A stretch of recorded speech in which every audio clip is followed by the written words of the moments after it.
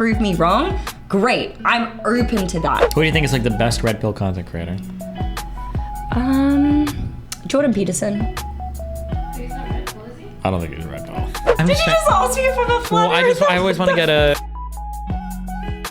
I feel like the red pill, again, is just literally being able to critically analyze what's going on, your own beliefs and assumptions, and especially your own beliefs and assumptions, the paradigms, the social rigmarole that we have set up. Isn't that like every... No, not necessarily, no, because I mean, for me, like red pill has always gone back to like its definition in the movie The Matrix. That was always my understanding of red pill. And then I found out it was actually this very special segment of the internet where they talk about a lot of this stuff, the conspiracy theories, the what if it's not actually this way, and then the male and female dynamics just to me seems like a subset of that. It's not really the whole thing. It's just but I mean, like everybody it. critically analyzes, like CRT, critical race theory is critical analysis. I mean, feminism is a way to critically analyze society. Like, I mean, like technically everybody thinks they are the red pill. That's the whole point of the red pill. Everybody thinks they're taking it all the time, right? I know, but the difference between, for me, at least for me, for the red pill, and this is where I feel like I have a dissonance between other people in the space, is for me, I'm willing to be wrong. If what I'm saying is wrong and you're able to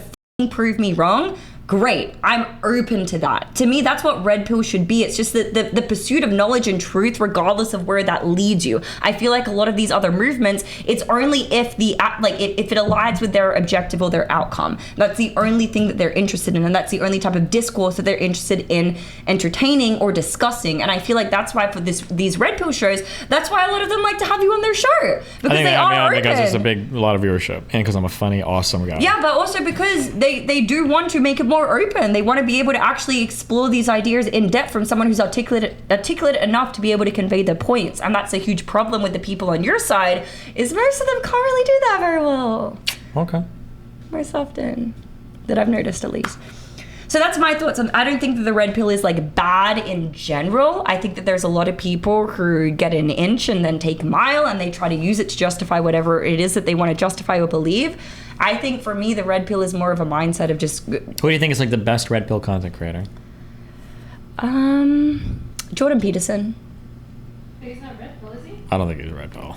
I'd say he's pretty red pill. Would most people say he's red pill? Yeah, a lot of people would say he's red pill. He wouldn't call himself red pill. I don't think that people call him red pill. He's like tradcon. Okay, fresh and fit.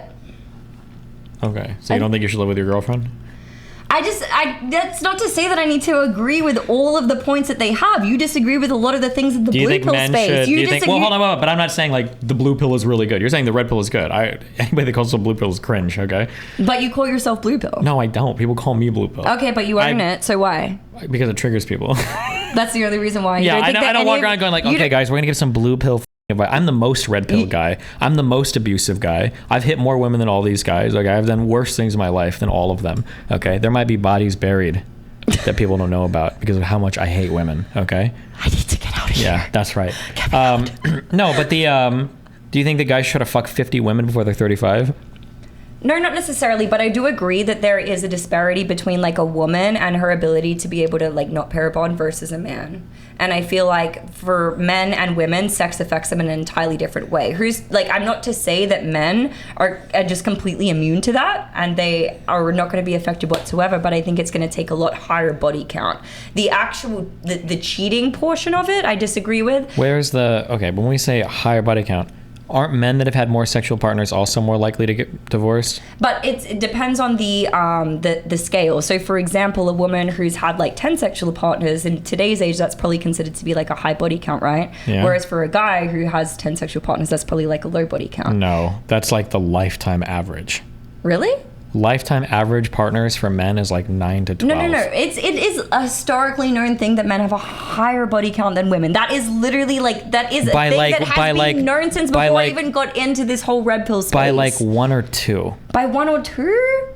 No. Yes. No. Yes. Anyone else who's out there? No. It's absolutely not true. Okay. Let's see.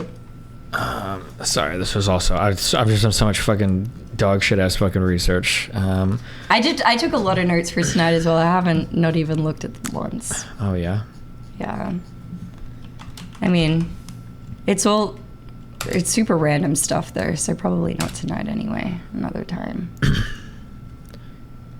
Jesus, fuck, what a nerd.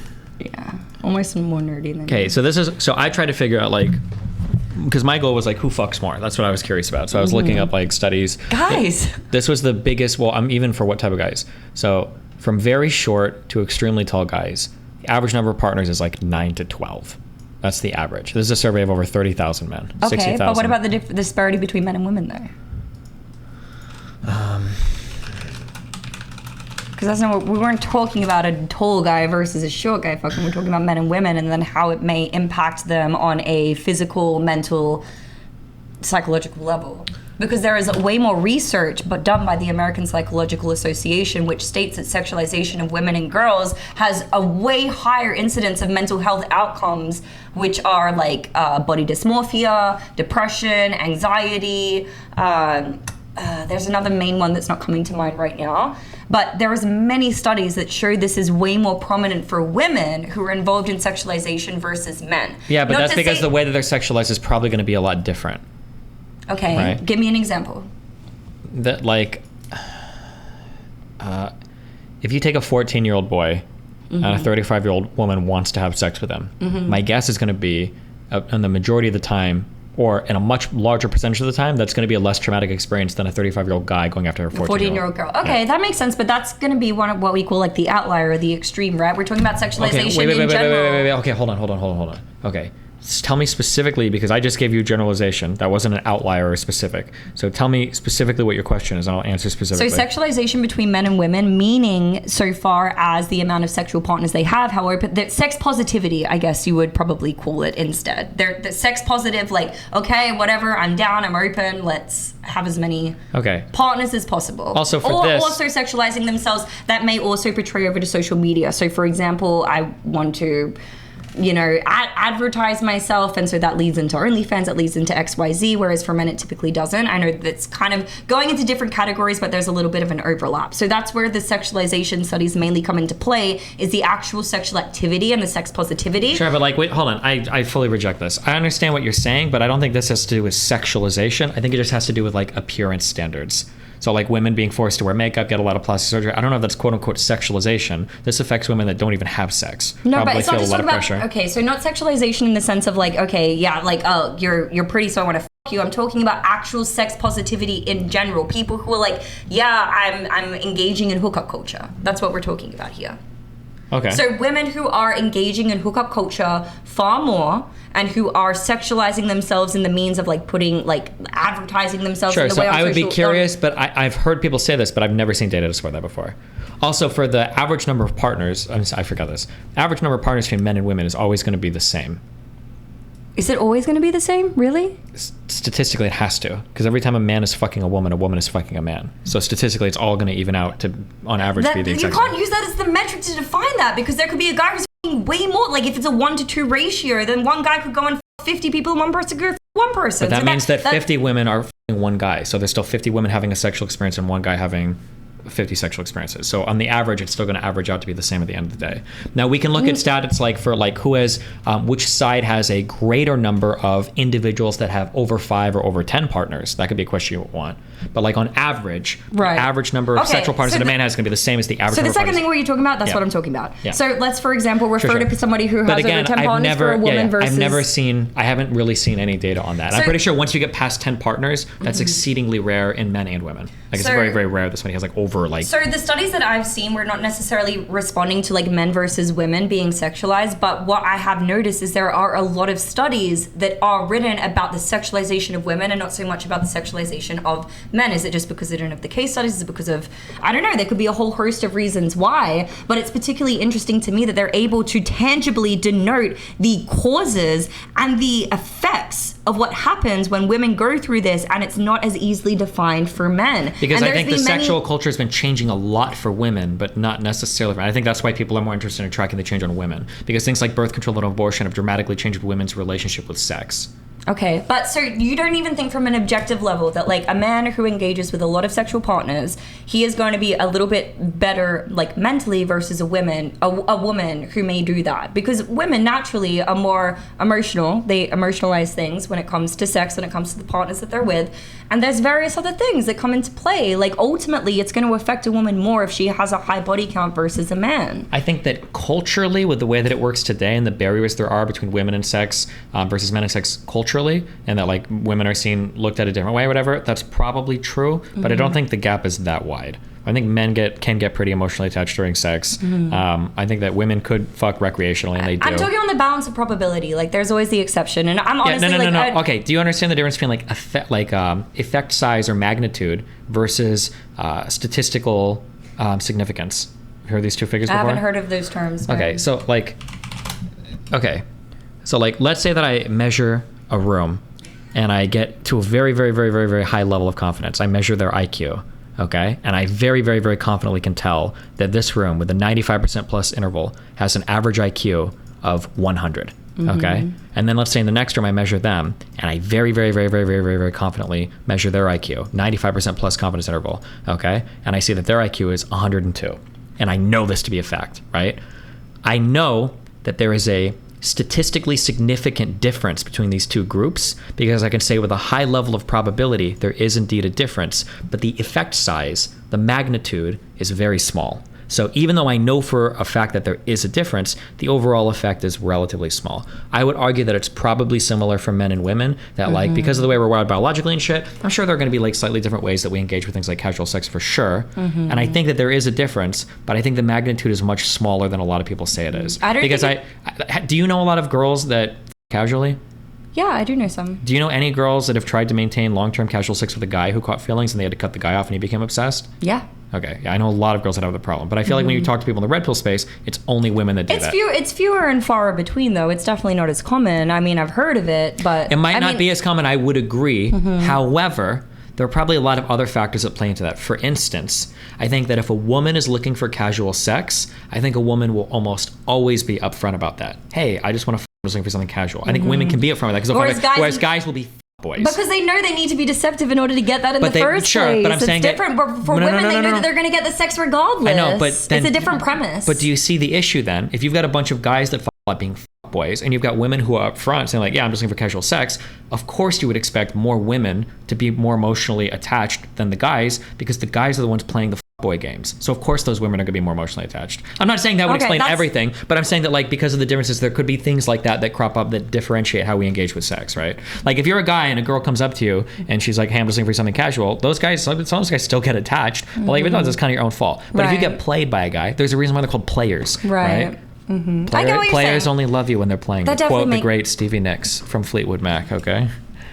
What you're saying definitely makes sense. I agree. I still think that there is definitely a difference, and I think that it even comes back to more so even just like the programming that people have in childhood. Like for girls, it's always been told like, hey, you don't want to mess around, you don't want to do X, Y, Z. For guys, it's like encouraged, you're celebrated. To do X, Y, Z. Wait, explain. To hook up. Oh, like, sure, I agree. Yeah. Yeah, and so I feel like it's that even on that level, it's something that can play into programming to the point where like women, of course their mental health is going to be more detrimentally affected if they're sleeping with more people, because it's also been programmed into you for right or wrong. I believe it's for right. I believe that programming was done with the right intentions, but I think when that is given and then you defer from that, of course it's going to make you feel bad, whereas for guys they're given something, it's a positive feedback loop if they go and do it. Yeah, I agree to some extent.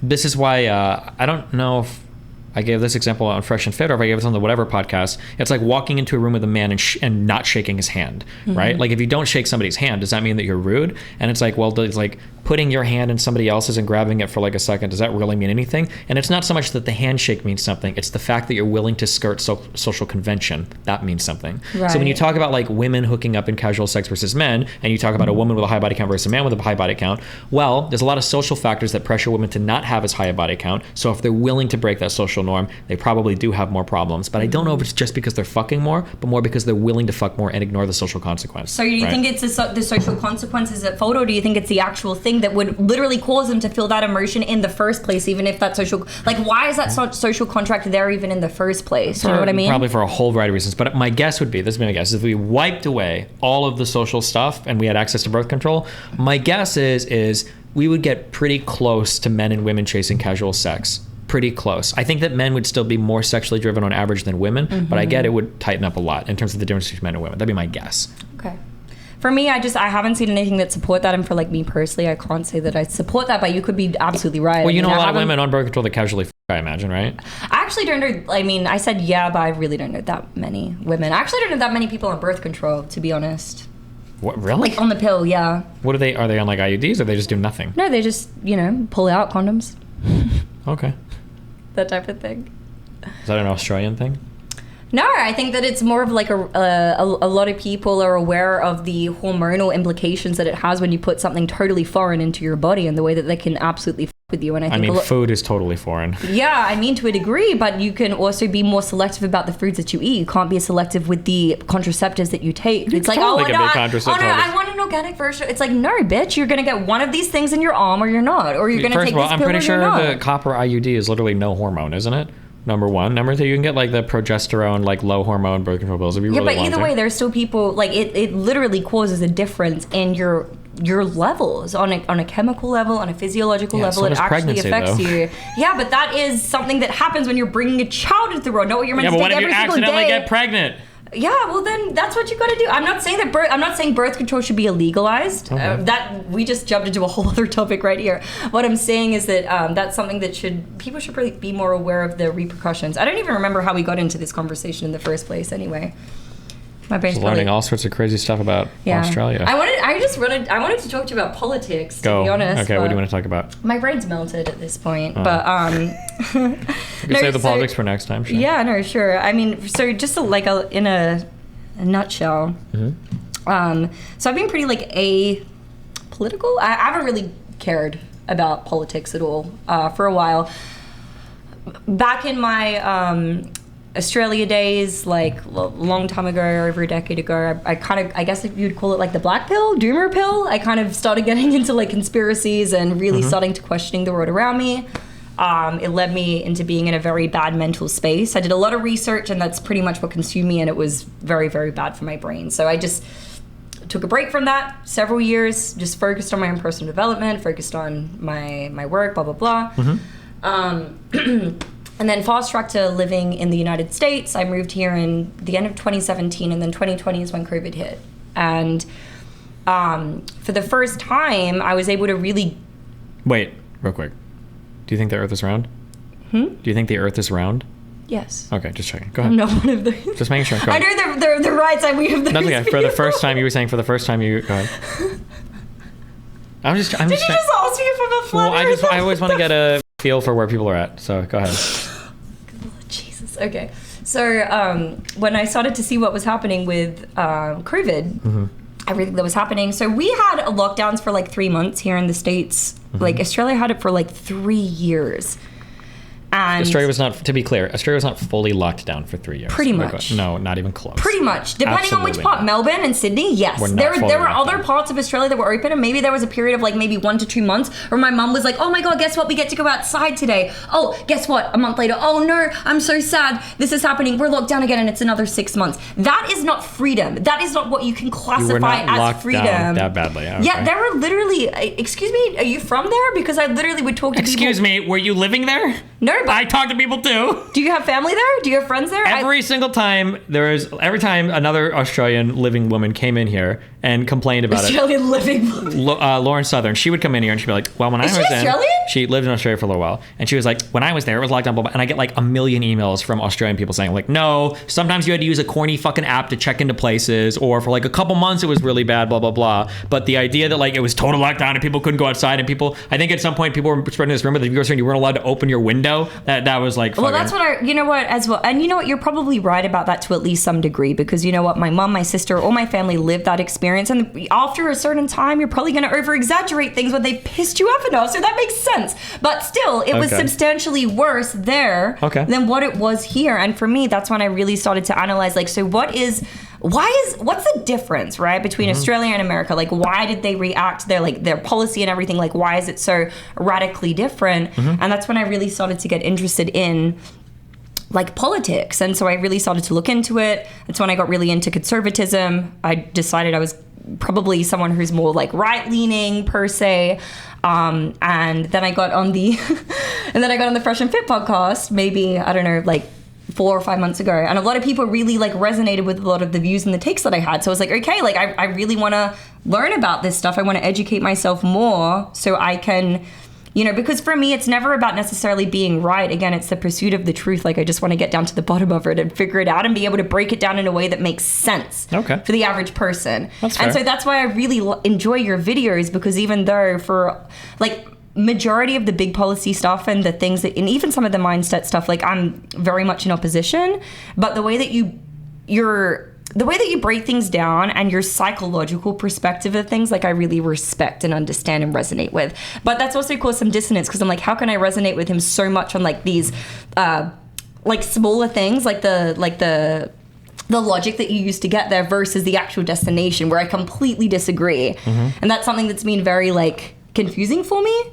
But I very much enjoy your content. So that's one of the main reasons why I was really excited to talk with you and debate with you. Not so much to be like, yeah, you're wrong. Dude, you've been debating for, like, what, 12 years on the internet? Like, I'm an Australian living in America for, like, 4. I'm not expecting to come in and debating you and winning. I want to learn, and genuinely, I want to have a better understanding of the way things work in this country. And if there are holes in my views and my perspectives, I want to have a better understanding of those. So either I can understand them better, or I'm like, okay, that was a mistake. That was the wrong train of thought. You know what I mean? Yeah, sure.